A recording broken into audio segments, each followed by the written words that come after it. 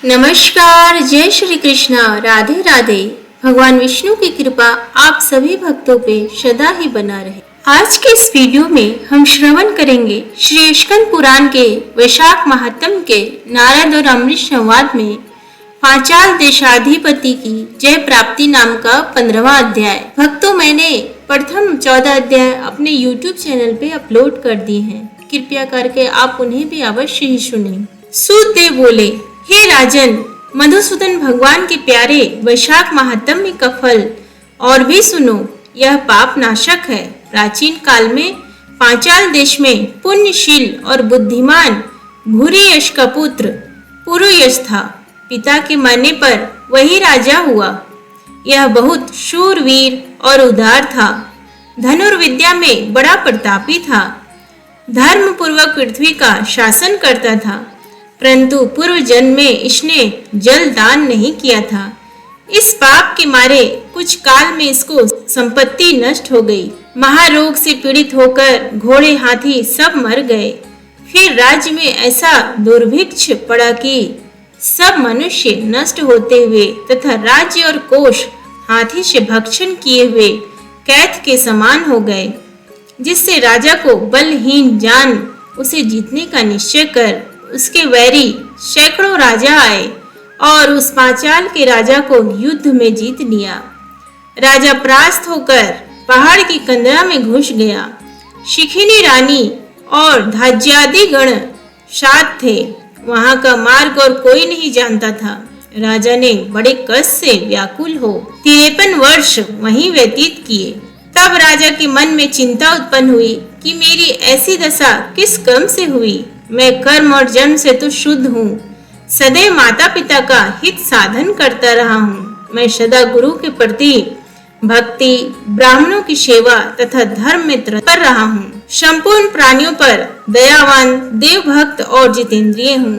मेरा भाई, पुत्र, सुहृद, हितकारी कोई नहीं है। मैंने उत्तम कुल में जन्म लिया। मेरे दया पौरुष भी न जाने कहाँ गए।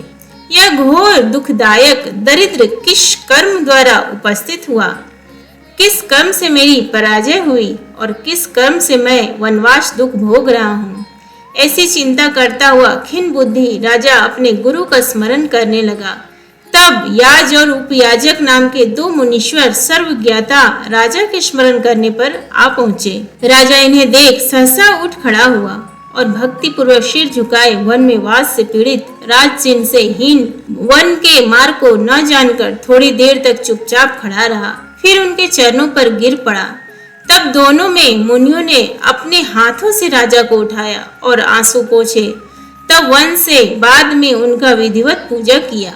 इस प्रकार से जब दोनों ऋषि सुख पूर्वक बैठ गए, तब सिर नवाए राजा ने प्रश्न किया, हे मुनिवरों, मेरे दुख का कारण कहिए। मैं कर्म और जन्म से तो शुद्ध हूँ।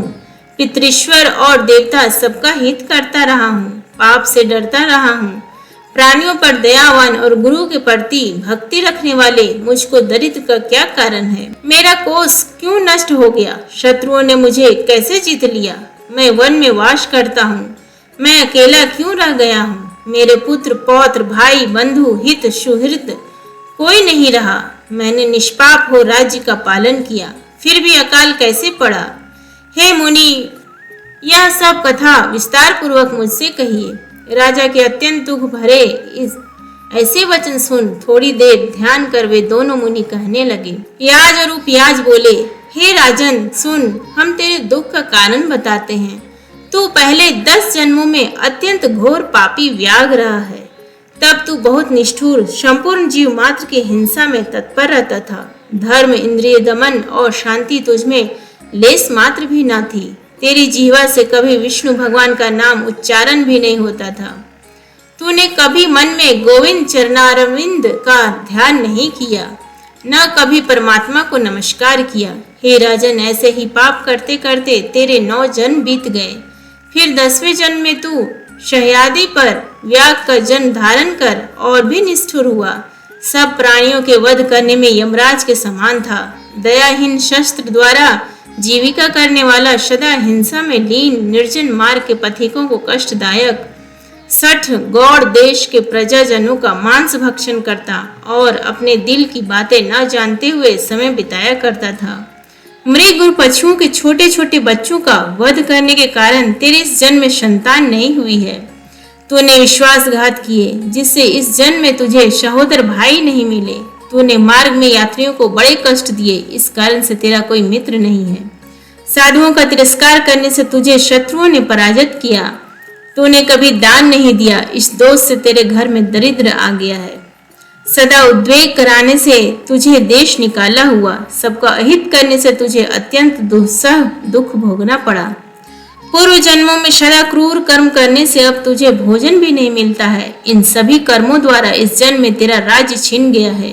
अब हम तेरे सतकुल में जन्म लेने का कारण बताते हैं। जब 10वें जन्म में तू गौड़ देश में था, तब तू अपने घोर दुष्कर्म से प्रवृत्त था और कंटकमय वन में बड़ी निर्दयता से सब पथिकों को बड़ा कष्ट दिया करता था। उसी समय धूप से व्याकुल बड़े धनवान 2 वैश्य और वेदांग के ज्ञाता कर्षण नाम मुनि वहां आए।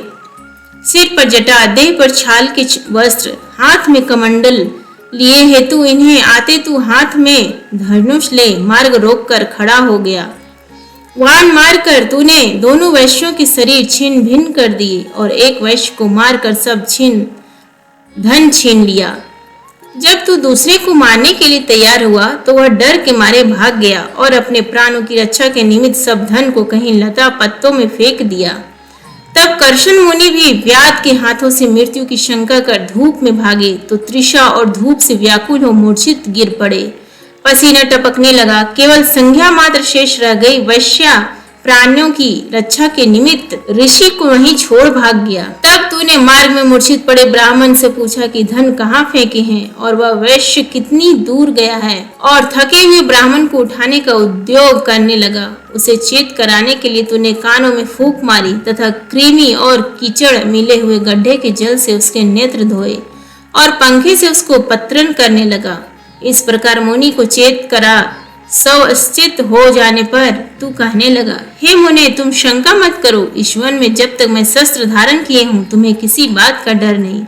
निर्धन मनुष्य संसार में सदा सुखी रहते हैं, फिर तुम क्यों डरते हो? तुम्हारे टूटे पात्र और फटे वस्त्रों से मुझे क्या लाभ होगा?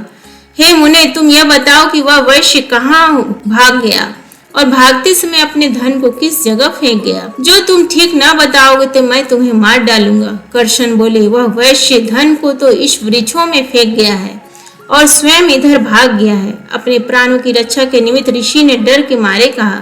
व्याध ने कहा, हे विप्र, तुम निडर हो, सुखपूर्वक चले जाओ।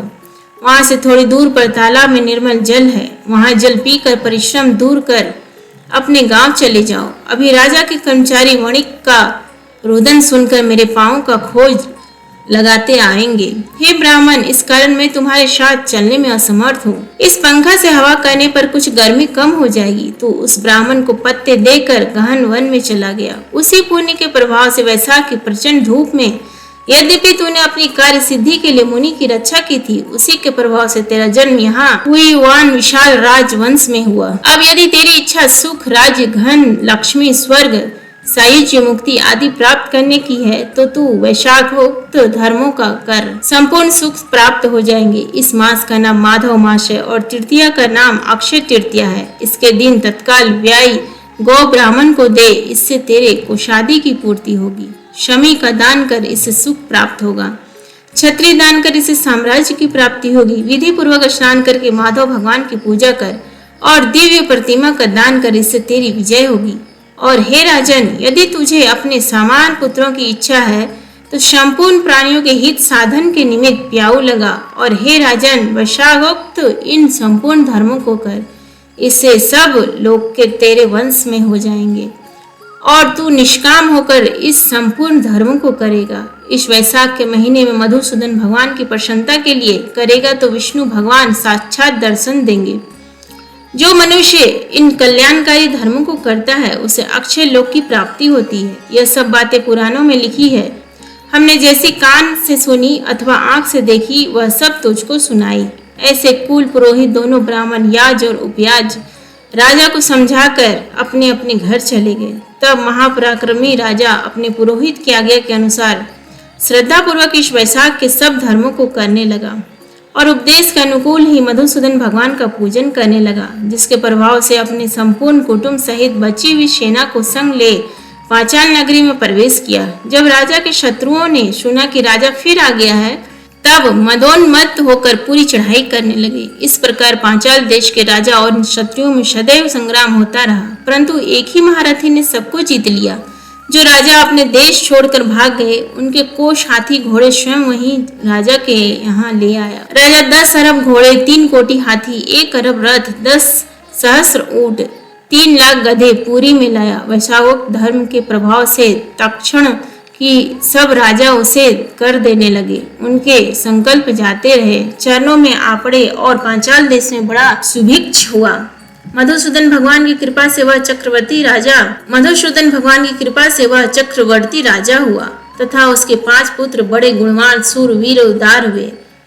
धृष्टकृति, धृष्टकेतु, धृष्टद्युम्न, विजय केतु हुए। मयूर ध्वज के समान हुए। धर्म से प्रतिपालित संपूर्ण प्रजा राजा से अनुराग करने लगी और वैशाख के प्रताप से तक्षण सब विश्वास करने लगे। फिर पांचाल देश का राजा निष्कामचित हो मधुसूदन भगवान की पूजा के लिए सभी धर्म करने लगा, जिनसे प्रसन्न हो मधुसूदन भगवान ने अक्षय तृतीया के दिन साक्षात दर्शन दिया।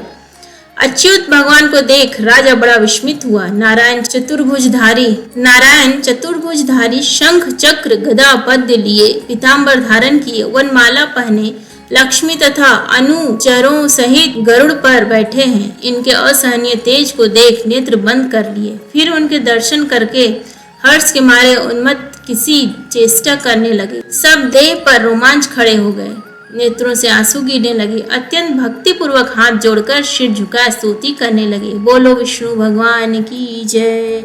भक्तों, उम्मीद है आपको ये वीडियो पसंद आया तो प्लीज़ लाइक और शेयर करें और चैनल को सब्सक्राइब करना ना भूलें। धन्यवाद।